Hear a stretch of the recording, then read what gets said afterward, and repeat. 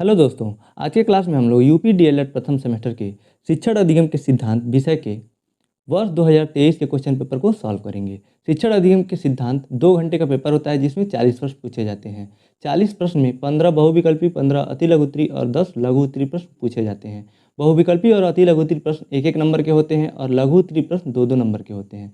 कुल मिलाकर 50 नंबर का पेपर होता है जिसमें 25 नंबर पासिंग मार्क्स होता है, यानी पास होने के लिए 25 नंबर पाना कंपलसरी होता है। तो आइए आज की क्लास शुरू करते हैं। बहुविकल्पी प्रश्न का पहला प्रश्न है, शिक्षण एक त्रिध्रुवी प्रक्रिया है, यह कथन है। यह कथन किसका है? ऑप्शन ए है जॉनसन, बी है एडम्स, सी है बीएस ब्लूम और डी है जॉन डीवी। इसका सही उत्तर डी है जॉन डीवी। जॉन डीवी ने त्रिध्रुवी प्रक्रिया बताया जिसमें 3 ध्रुव कौन कौन से होते हैं? शिक्षक, शिक्षार्थी और पाठ्यक्रम। और इसका ऑप्शन बी दिया हुआ है, एडम्स ने द्विध्रुवी प्रक्रिया बताया शिक्षण को, जिसमें शिक्षार्थी और शिक्षक आते हैं। लेकिन जॉन डीवी ने बताया कि बिना पाठ्यक्रम के शिक्षण कार्य अधूरा होता है, इसलिए ये 3 ध्रुवी प्रक्रिया दिया शिक्षण का और एडम्स ने द्विध्रुवी प्रक्रिया दिया। अगला प्रश्न है, प्रश्न संख्या दूसरा, किस शिक्षा शास्त्री ने शिक्षा को संपूर्ण जीवन माना है? ऑप्शन ए है टीपी नन, बी है स्पेंसर, सी है जॉन लॉक, डी है आदि शंकराचार्य। इसका ऑप्शन बी सही उत्तर है स्पेंसर। प्रश्न संख्या तीसरा है, संप्रेषण शब्द का लैटिन वर्ड कम्युनिस का आशय है। ऑप्शन ए है सामान्य, बी है असामान्य, सी है उपयोगी और डी है आदान प्रदान। इसका ऑप्शन ए सही उत्तर है सामान्य। यहाँ संप्रेषण का अर्थ होता है संदेश का आदान प्रदान, यानी अपने विचारों का आदान प्रदान। तो आप संप्रेषण से आप इसको डी मत टिक कर दीजिएगा। इसका ऑप्शन ए सही उत्तर होगा सामान्य। प्रश्न संख्या 4 है, संप्रेषण के तत्व हैं। ऑप्शन ए है संदेश, बी माध्यम, सी श्रोता और डी उपयुक्त सभी। इसका ऑप्शन डी सही उत्तर है उपयुक्त सभी। प्रश्न संख्या 5 है, पूर्ण से अंश की ओर शिक्षण सूत्र किस सिद्धांत पर आधारित है? ऑप्शन ए है पुनर्वलन सिद्धांत, बी है क्रिया प्रसूत सिद्धांत, सी है गेस्टाल्ट सिद्धांत और डी उद्दीपन अनुक्रिया सिद्धांत। इसका ऑप्शन सी सही उत्तर है गेस्टाल्ट सिद्धांत। प्रश्न संख्या 6 है, प्रश्नोत्तर प्रविधि के जनक कौन है? ऑप्शन ए है सुकरात, बी प्लेटो, सी अरस्तु और डी है डीवी। इसका ऑप्शन ए सही उत्तर है सुकरात। प्रश्न संख्या 7 है, निदान की प्रक्रिया से संपादित होता है। ऑप्शन ए है समस्या की पहचान, बी समस्या समाधान और सी है समस्या की आवश्यकता और डी उपयुक्त सभी। इसका ऑप्शन ए सही उत्तर है समस्या पहचान। निदान को ही कहते हैं समस्या की पहचान करना, यानी निदान इसी से बना है। निदानात्मक शिक्षण होता है जो समस्या की पहचान करता है। उपचारात्मक शिक्षण का अर्थ होता है समस्या का समाधान करना। जिस समस्या का पहचान किया गया है निदान के माध्यम से उसी को दूर करना निदानात्मक शिक्षण कहलाता है, यानी समस्या समाधान। प्रश्न संख्या 8 है, सूक्ष्म शिक्षण में निम्न में कौन से तत्व का समावेश नहीं होता है? ऑप्शन ए है सूक्ष्म समय, बी है सूक्ष्म कक्षा आकार, सी है बृहद पाठ्य वस्तु और डी है अभ्यास आधारित शिक्षण। इसका ऑप्शन सी सही उत्तर है बृहद पाठ्य वस्तु। यहाँ नहीं पूछा हुआ है सूक्ष्म शिक्षण में क्या समाहित नहीं है। तो बृहद मतलब होता है बड़ा, जब सूक्ष्म शिक्षण का अर्थ ही होता है छोटे कम समय में कम बच्चों को लेकर छोटा पाठ्यक्रम किसी विशेष टॉपिक को लेकर किया गया शिक्षण सूक्ष्म शिक्षण कहलाता है। वहाँ बृहद पाठ्य वस्तु नहीं आएगा, तो यही ऑप्शन सही हो जाएगा। प्रश्न संख्या 9 है, पाठशाला विद्यालय को उद्यान की संज्ञा दी। ऑप्शन ए है हर्बर्ट, बी है मॉन्टेसरी, सी है फ्रॉबेल और डी है फ्रैंकलिन। इसका ऑप्शन सी सही उत्तर है फ्रॉबेल। फ्रॉबेल ने पाठशाला को उद्यान कहा, बच्चे को छोटा पौधा कहा और शिक्षक जो होता है उसको माली कहा। इसका ऑप्शन सी सही उत्तर है।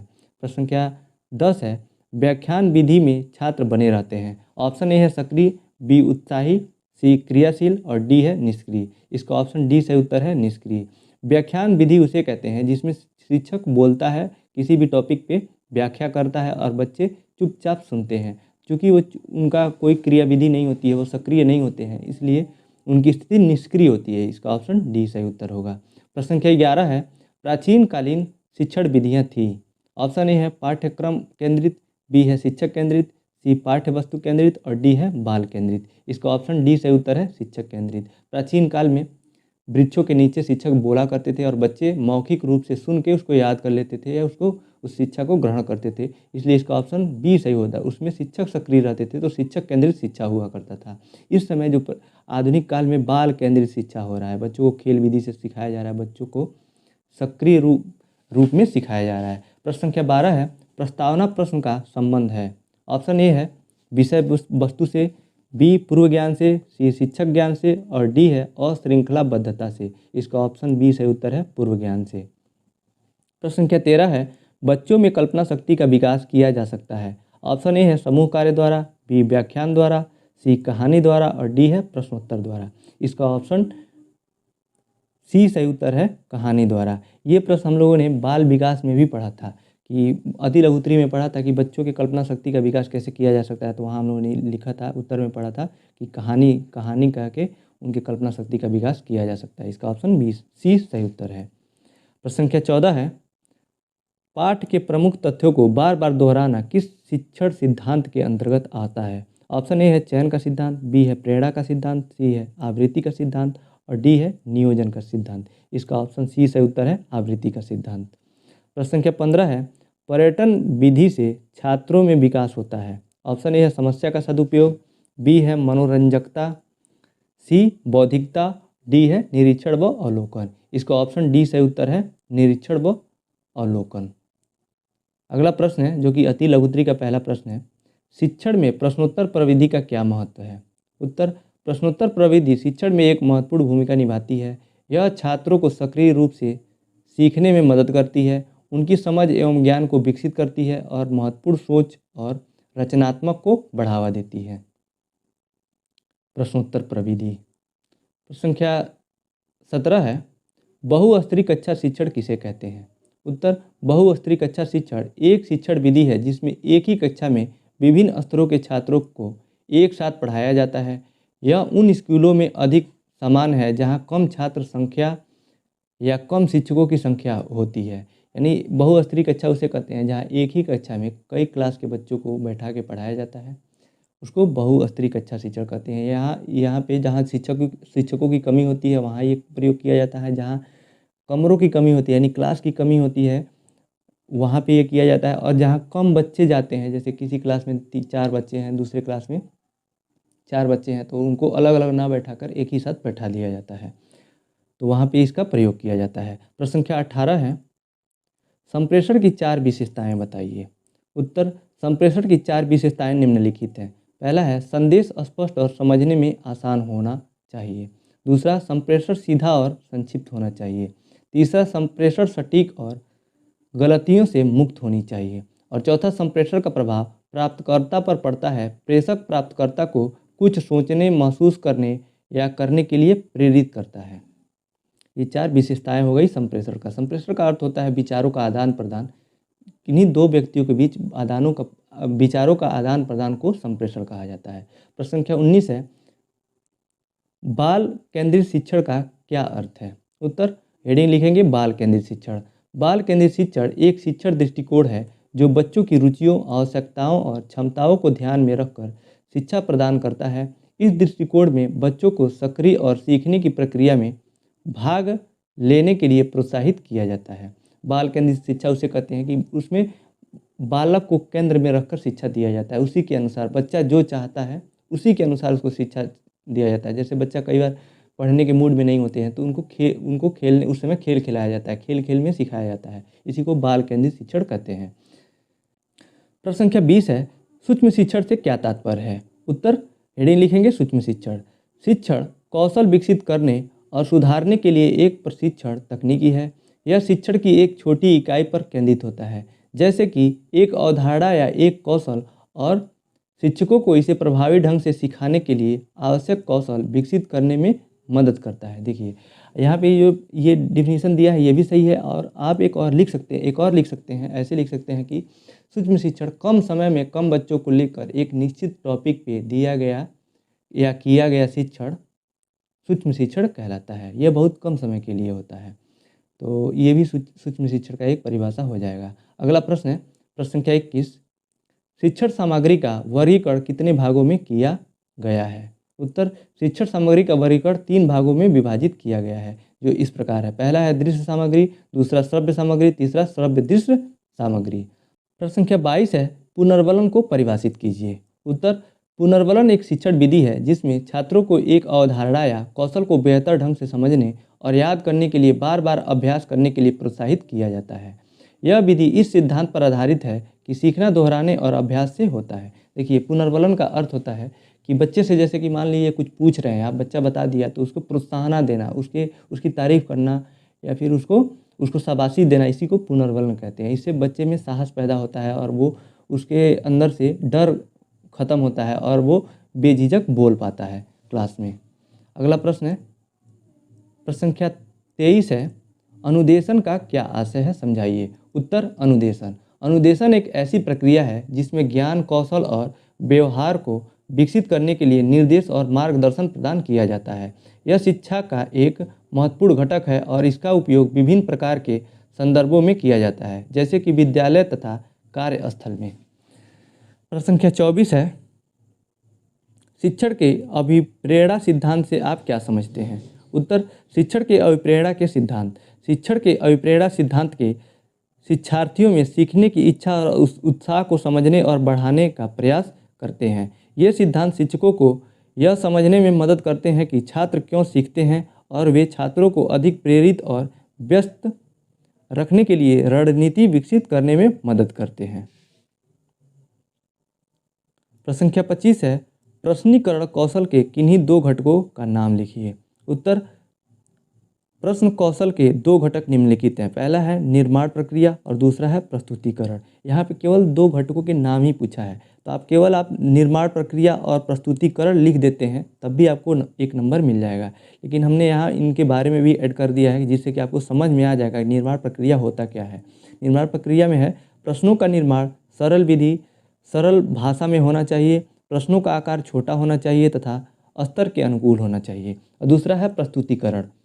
प्रश्न पूछते समय सभी छात्रों का ध्यान आकर्षित करना अपेक्षित है। प्रश्न पूछने से पहले छात्र को खड़ा नहीं करना चाहिए। प्रश्न संख्या 26 है, एलन तथा रियान ने कितने शिक्षण कौशलों का उल्लेख किया। यहाँ क्रिया नहीं है, किया। उत्तर है, एलन तथा रियान ने शिक्षण में 14 शिक्षण कौशलों का उल्लेख किया। देखिए, आप एक लाइन लिखेंगे इतना में आपको एक नंबर मिल जाएगा, क्योंकि यहाँ पे नाम नहीं पूछा हुआ है 14 का, केवल बताना है कि कितने कौशल का उल्लेख किया, तो 14 कौशल दिए थे। लेकिन हमने यहाँ नाम ऐड कर दिया है क्योंकि ये लघु उत्तरी में भी पूछ सकता है। यहाँ तो अति लघु उत्तरी में पूछा है, लेकिन आपके एग्जाम में ये लघु उत्तरी में पूछ सकता है कि सबका नाम लिखिए। तो पहला है इसका स्पष्टीकरण, दूसरा बोधगम्यता, तीसरा प्रश्न पूछना, चौथा उद्दीपन परिवर्तन, पाँचवा प्रबलन, छठवां व्यक्तिगत ध्यान, सातवां बोधगम्यता, आठवां प्रशंसा, नौवां निर्देश, 10वां है समय प्रबंधन, 11 अनुशासन, 12वां वर्ग प्रबंधन और 13वां है मूल्यांकन, 14वां विभिन्न शिक्षण विधियों का प्रयोग। तो ये था 14 कौशल। अगला प्रश्न है, प्रश्न संख्या 27, प्रयोग प्रदर्शन विधि किस विधि के शिक्षण के लिए सर्वाधिक उपयोगी है। उत्तर, प्रयोग प्रदर्शन विधि विज्ञान विषय के शिक्षण के लिए सर्वाधिक उपयोगी है। प्रयोग प्रदर्शन का अर्थ है मतलब प्रैक्टिकल सबसे ज़्यादा इंपॉर्टेंट किस में होता है, तो साइंस में होता है, यानी विज्ञान में। बिना प्रैक्टिकल के विज्ञान का शिक्षण अधूरा होता है, क्योंकि जो कुछ हम पढ़ते हैं उसको प्रैक्टिकल करके जब देख लेते हैं तो वो प्रूफ हो जाता है, जिससे कि वो जो ज्ञान होता है वो अस्थायी हो जाता है। और इसमें विज्ञान में 50% प्रैक्टिकल करवाया जाता है और 50% थ्योरी होता है। प्रश्न संख्या 28 है, अपेक्षित अधिगम स्तर को परिभाषित कीजिए। उत्तर, अपेक्षित अधिगम स्तर एक शिक्षण लक्ष्य है जो शिक्षार्थियों के सीखने के अनुभवों को अनुशासन, प्रभावी संचार और सकारात्मकता के साथ संचालित करने के लिए निर्धारित किया जाता है। यह शिक्षार्थियों को प्रेरित, सक्रिय और सीखने में व्यस्त रखने के लिए महत्वपूर्ण है। प्रश्न संख्या 29 है, शिक्षक केंद्रित शिक्षण के 2 दोष लिखिए। उत्तर, शिक्षक केंद्रित शिक्षण के 2 दोष, पहला है सीखने में छात्रों की सक्रिय भागीदारी की कमी। इसमें है शिक्षक केंद्रित शिक्षण में शिक्षक ही ज्ञान का स्रोत होता है और छात्र निष्क्रिय होता है। देखिए, शिक्षक केंद्रित शिक्षण वो होता है जिसमें शिक्षक सक्रिय होता है, तो जहाँ शिक्षक सक्रिय रहेगा वहाँ बच्चा निष्क्रिय रहता है, यानी वो चुपचाप सुनता है। जैसे व्याख्यान विधि हो जाता है, व्याख्यान विधि से जब शिक्षा दिया जाता है तो जिसमें शिक्षक बोलता है और बच्चा चुपचाप सुनता है, तो यहाँ सीखने में छात्रों की सक्रिय भागीदारी की कमी रहती है। पहला दोष ये हो जाएगा। दूसरा है व्यक्तिगत भिन्नताओं की उपेक्षा करके शिक्षक सभी छात्रों को एक ही गति से और एक ही तरीके से पढ़ाता है। शिक्षक छात्रों की व्यक्तिगत भिन्नताओं को ध्यान में नहीं रखता है। दूसरा दोष ये हो जाएगा।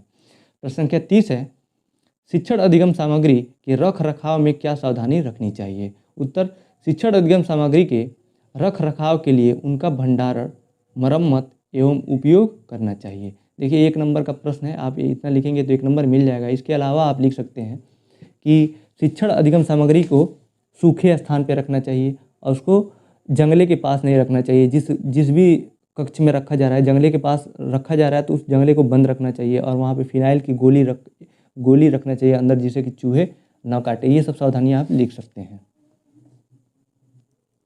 प्रश्न संख्या 31 है, जो कि लघु उत्तरीय प्रश्न का पहला प्रश्न है। शिक्षण एवं प्रशिक्षण में अंतर को समझाइए। उत्तर, पहला हेडिंग है शिक्षण का, उसके बाद प्रशिक्षण को हम लोग पढ़ेंगे। 4-4 पॉइंट लिखेंगे तो ये 2 नंबर का प्रश्न होता है, जिसमें 60 वर्ड से ज़्यादा लिखना रहता है। आप ये 4-4 लिखेंगे तो 60 वर्ड से ज़्यादा हो जाएगा। पहला है शिक्षण में शिक्षण सैद्धांतिक अवधारणाओं से संबंधित है। दूसरा, शिक्षण नए ज्ञान के प्रदान करने की तलाश करता है। तीसरा, शिक्षण का क्षेत्र व्यापक होता है। और चौथा, शिक्षण में शिक्षक अपने छात्रों को प्रतिक्रिया देते हैं। और अब प्रशिक्षण क्या होता है? प्रशिक्षण ज्ञान का व्यवहारिक अनुप्रयोग है। दूसरा, प्रशिक्षण एक विशिष्ट कौशल सेट विकसित करने के लिए उपकरणों और तकनीकों के साथ पहले से ही जानकारियों को तैयार करता है। तीसरा है, प्रशिक्षण का क्षेत्र संकुचित होता है। और चौथा है, प्रशिक्षण में प्रशिक्षकों को प्रशिक्षुओं से प्रतिक्रिया प्राप्त होती है। तो ये शिक्षण हो गया। देखिए जो शिक्षण कार्य होता है, जैसे कि जो कुछ हम सीख रहे हैं अपने ज्ञान के लिए, अपने ज्ञान में वृद्धि कर रहे हैं, उसको शिक्षण कहते हैं। प्रशिक्षण उसे कहते हैं ट्रेनिंग होता है। जैसे DLED ये जो पढ़ रहे हैं हम लोग, DLED का कोर्स है, ये भी एक प्रशिक्षण कार्य है। ये शिक्षण नहीं है। जो हम BA BSc किए हैं, MA MSc, ये सब शिक्षण है। और DLED या जो B.Ed करते हैं, ये प्रशिक्षण है। इसमें अब ट्रेनिंग दिया जाता है कि बच्चों को कैसे पढ़ाना है। तो ये शिक्षण और प्रशिक्षण में अंतर हो जाएगा। प्रश्न संख्या 32 है, शिक्षण में उपचारात्मक एवं निदानात्मक शिक्षण को स्पष्ट कीजिए। यानी दोनों में अंतर बताना है। अंतर हो गया या दोनों को बताना है, उपचारात्मक और निदानात्मक शिक्षण को। तो पहला हेडिंग लिखेंगे निदानात्मक शिक्षण। यदि कोई छात्र लगातार किसी विषय में अनुत्तीर्ण होता है या पढ़ने में कमजोर होता है तो छात्र की असफलता की जानकारी प्राप्त करना निदान कहलाता है। शैक्षिक निदान से तात्पर्य उस प्रक्रिया से है जिसकी सहायता से हम व्यक्तिगत छात्रों की कठिनाइयों और उनकी अयोग्यताओं का अनुमान लगाते हैं। इसका उद्देश्य है कि सीखने में कम से कम कठिनाइयाँ हो। देखिए निदान का अर्थ ही होता है कि पता लगाना, समस्याओं का पता लगाने को, बच्चे के अंदर कमियों का पता लगाने को निदान कहते हैं, निदानात्मक शिक्षण कहते हैं। और उन कमियों को उचित शिक्षण विधि का प्रयोग करते हुए दूर करने को उपचारात्मक शिक्षण कहते हैं। तो नीचे दिया है उपचारात्मक शिक्षण, इसको पढ़ते हैं। हेडिंग लिखेंगे उपचारात्मक शिक्षण। उपचारात्मक शिक्षा में कमजोर शिक्षार्थियों के शिक्षण अधिगम दोष प्रभावों को दूर करने की प्रक्रिया उपचारात्मक शिक्षण कहलाती है। शिक्षण या अधिगम की कठिनाइयों या त्रुटियों के कारण बच्चे कक्षा में पिछड़ जाते हैं। उपचारात्मक शिक्षण द्वारा उपयुक्त शिक्षण विधि का चयन करके उनकी कठिनाइयों को दूर करने का प्रयास किया जाता है। प्रश्न संख्या 33 है, शिक्षण में मनोरंजन एवं रुचि के सिद्धांतों को समझाइए। उत्तर, शिक्षण अधिगम प्रक्रिया में अभिप्रेरणा और मनोरंजन का महत्वपूर्ण स्थान होता है। इस सिद्धांत के अनुसार शिक्षक और छात्र दोनों ही अभिप्रेरित होकर रुचि से कार्य करते हैं। यह एक संचार रणनीति है जिसका उद्देश्य किसी सामाजिक मुद्दों को कम करना या मनोरंजन के एक कस्टम अनुरूप टुकड़े के माध्यम से जनता को शिक्षित करना है। रुचि के सिद्धांत संदर्भ में पिंटसेट महोदय या पाश्चात्य विदुषी ने यह कहा था कि जब तक छात्रों में सक्रिय रुचि नहीं होगी तब तक शिक्षक का कार्य पूर्ण नहीं होगा। रुचि का अर्थ होता है इंटरेस्ट, यानी इंटरेस्ट जब होता है किसी भी सब्जेक्ट में तो वो कार्य तेजी से होता है, शिक्षण कार्य तेजी से होता है। आगे दिया हुआ है रुचि के सिद्धांत निम्नलिखित हैं। पहला है रुचि का संयम या प्रतीक्षा सिद्धांत। दूसरा, सीमांत उत्पादकता सिद्धांत। तीसरा, बचत और निवेश सिद्धांत, शास्त्रीय सिद्धांत इसको कहते हैं, इसको शास्त्रीय सिद्धांत भी कहते हैं। चौथा है ऋण योग्य निधि सिद्धांत। पांचवा है तरलता वरीयता सिद्धांत। अगला प्रश्न है प्रश्न संख्या 34, ब्लूम द्वारा संपादित शिक्षण के उद्देश्य बताइए। उत्तर, ब्लूम द्वारा संपादित शिक्षण के उद्देश्य। ब्लूम की वर्गीकरण को शिक्षकों को सीखने और मूल्यांकन के तरीकों पर चर्चा और आदान प्रदान करने के लिए एक आम भाषा प्रदान करने के लिए विकसित किया गया था। विशिष्ट सीखने के परिणाम वर्गीकरण से प्राप्त किए जा सकते हैं। हालांकि इसका उपयोग विभिन्न संज्ञानात्मक स्तरों पर सीखने का आकलन करने के लिए सबसे अधिक किया जाता है। ब्लूम ने संपादित शिक्षण के उद्देश्यों को 3 भागों में विभक्त किया, जो इस प्रकार हैं। पहला है ज्ञानात्मक पक्ष के उद्देश्य, ऑब्जेक्टिव ऑफ कॉग्निटिव डोमेन। दूसरा भावात्मक पक्ष के उद्देश्य, ऑब्जेक्टिव ऑफ अफेक्टिव डोमेन। और तीसरा है मनोक्रियात्मक पक्ष के उद्देश्य, यानी ऑब्जेक्टिव ऑफ साइकोमोटर डोमेन। तो ये लघु उत्तरी का प्रश्न है, इसमें थोड़ा थोड़ा आप लिख देंगे, तो जिससे कि ये 60 वर्ड से ज़्यादा हो जाएगा और आपको 2 नंबर मिल जाएंगे। तो पहला लिखेंगे ज्ञानात्मक पक्ष के स्तर, और प्रत्येक स्तर में 6 भाग होते हैं, 6 स्तर होते हैं। इनके सब स्तर जो होते हैं 6 होते हैं। देखिए, ज्ञानात्मक पक्ष के स्तर में वे उद्देश्य शामिल हैं जिनका संबंध ज्ञान का स्मरण तथा प्रत्याभिज्ञान करने तथा बौद्धिक योग्यताओं का विकास करने से है। इसको 6 वर्गों में बांटा गया है। पहला है ज्ञान, दूसरा बोध, तीसरा प्रयोग, चौथा विश्लेषण, पांचवा संश्लेषण और छठवां मूल्यांकन। अगला है भावात्मक पक्ष के स्तर। इसमें वे उद्देश्य शामिल हैं जिनका संबंध बालक की रुचि, बालक की अभिवृत्ति, भावनाओं, संवेदनाओं तथा मूल्यों से है। उद्देश्यों को स्तर के अनुसार 6 वर्गों में विभाजित किया गया, यानी इसको भी 6 भागों में बांटा गया है। पहला है अभिग्रहण करना, दूसरा अनुक्रिया करना, तीसरा मूल्य आंकना, चौथा मूल्यों का साधारण, और पांचवा मूल्य पद्धति का संगठन, और छठवां है चरित्रीकरण। अगला है मनोक्रियात्मक पक्ष के स्तर। इसमें संबंध बालक के क्रियात्मक अथवा मनोगत्यात्मक कौशलों से है। इसका संबंध यहाँ इसमें नहीं है, इसका संबंध होगा। मनोगत्यात्मक पक्ष को 6 वर्गों में बांटा गया, इसको भी 6 वर्गों में बांटा गया है। पहला उत्तेजना, दूसरा कार्य करना, तीसरा नियंत्रण, चौथा सामंजस्य, और पांचवा है स्वाभाविकरण, और छठवां आदत निर्माण। तो ये ब्लूम टेक्सोनॉमी है, सबसे इम्पोर्टेंट जो इस सब्जेक्ट में है यही है। ब्लूम टेक्सोनॉमी आप देखेंगे हर पेपर में 1 या 2 नंबर, 3 नंबर या 4 नंबर तक का प्रश्न पूछा जाएगा। कोई भी ऐसा साल नहीं होगा जिसमें कि इससे प्रश्न ना पूछा जाए। आगे हम लोग पढ़ेंगे 22 और 2016 तक के क्वेश्चन पेपर को सॉल्व करेंगे, आप देखिएगा। प्रश्न क्या 35 है, व्यक्तिक भिन्नता के सिद्धांत से आप क्या समझते हैं, संक्षेप में बताइए। उत्तर, व्यक्तिक भिन्नता से तात्पर्य है कि प्रत्येक व्यक्ति में मानसिक, शारीरिक, संवेगात्मक आदि में अंतर पाया जाना, या इसी अंतर के कारण व्यक्ति दूसरे से भिन्न माना जाता है। 19वीं सदी में Francis Galton, Pearson, cattail, Terman आदि ने व्यक्तिक भिन्नता का पता लगाया तथा सिद्धांतों को बताया। आगे दिया है व्यक्तिक भिन्नता के निम्नलिखित सिद्धांत है। पहला है व्यक्तिगत अंतर सिद्धांत की खोज। व्यक्तिगत भिन्नताओं के क्षेत्र में अनुसंधान यह समझने का प्रयास करता है कि लोग कुछ आयामों पर कैसे और क्यों भिन्न होते हैं। दूसरा, व्यावसायिक अध्ययन में व्यक्तिगत भिन्नता के सिद्धांत।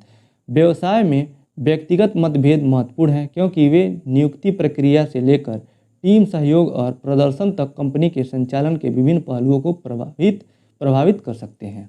और तीसरा है श्रेणियों पर एक नज़दीकी नज़र। व्यक्तिगत अंतर के प्रकार व्यवहार, विचार और भावना के विभिन्न पैटर्न को संदर्भित करते हैं। व्यक्तिगत मतभेदों की अवधारणा की खोज करना कुछ लक्षणों पर बेहतर या बढ़कर के रूप में मूल्य निर्णय देने के बारे में नहीं है, बल्कि यह प्रत्येक व्यक्ति द्वारा लाई गई विविधता और अद्वितीय क्षमता की सराहना करने के बारे में है। प्रश्न संख्या 36 है, खेल विधि की आवश्यकता एवं महत्व पर प्रकाश डालिए। उत्तर, खेल विधि की आवश्यकता एवं महत्व निम्नलिखित है। पहला है, खेल विधि प्राथमिक स्तर के शिक्षण में खेल विधि को सर्वश्रेष्ठ विधि माना जाता है क्योंकि यह परंपरागत शिक्षण से भिन्न होता है, जिससे बालकों में अधिगम के लिए अधिक रुचि होती है। साथ ही प्राथमिक स्तर पर गणित शिक्षण के लिए भी खेल विधि का बहुत महत्वपूर्ण माना जाता है, खेल विधि को बहुत महत्वपूर्ण माना जाता है। दूसरा हो जाएगा, बच्चों को खेल खेल में आसानी से सिखाया जा सकता है। खेल खेल में प्राप्त अधिगम अधिक स्थायी माना जाता है। खेल द्वारा शिक्षा का एकमात्र उद्देश्य बालक का सर्वांगीण विकास होता है। तीसरा, इस विधि के द्वारा प्रत्येक बात की शिक्षा देना संभव नहीं है, परंतु यह निश्चित है कि खेलों में बालकों की रुचि अधिक होने के कारण उन्हें खेल द्वारा व्यवहारिक जीवन की सफल शिक्षा दी जा सकती है। चौथा है भाषा शिक्षण के लिए तो इस विधि को बड़ा उपयोगी बनाया जा सकता है। पांचवा है रचना, व्याकरण आदि सभी की शिक्षा प्राथमिक, माध्यमिक तथा उच्च कक्षाओं में सफलतापूर्वक दी जा सकती है। प्रश्न संख्या 37 है विधि एवं प्रविधि में अंतर स्पष्ट कीजिए। उत्तर, विधि एवं प्रविधि में अंतर। पहला है विधि में विधि का अपना व्यापक रूप होता है। दूसरा, विधि का अपना स्वतंत्र अस्तित्व होता है। तीसरा, विधि की एक समान संरचना होती है। चौथा, शिक्षण में सामान्यतः एक बार में एक ही विधि का प्रयोग होता है। अब प्रविधि है। प्रविधि का पहला है प्रविधि विधि में प्रयोग होने वाला अंश है। दूसरा, प्रविधि विधि पर निर्भर करता है। तीसरा, प्रविधि विधि की संरचना पर निर्भर करती है। और चौथा है शिक्षण में आवश्यकता अनुसार कई प्रविधियों का प्रयोग किया जाता है। इसमें अंतर पूछा है। आप इस पेज को दो बराबर भागों में बांट के एक तरफ विधि और दूसरी तरफ प्रविधि ऐसे भी आप लिख सकते हैं। प्रश्न संख्या 38 है शिक्षा के क्षेत्र में कंप्यूटर का उपयोग बताइए।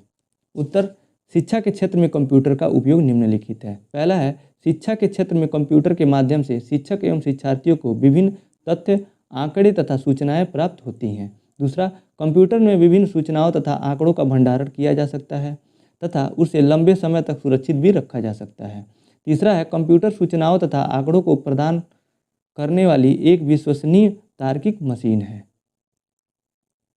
चौथा है कंप्यूटर के जरिए जटिल गणनाएं तत्काल ही संपन्न की जा सकती हैं।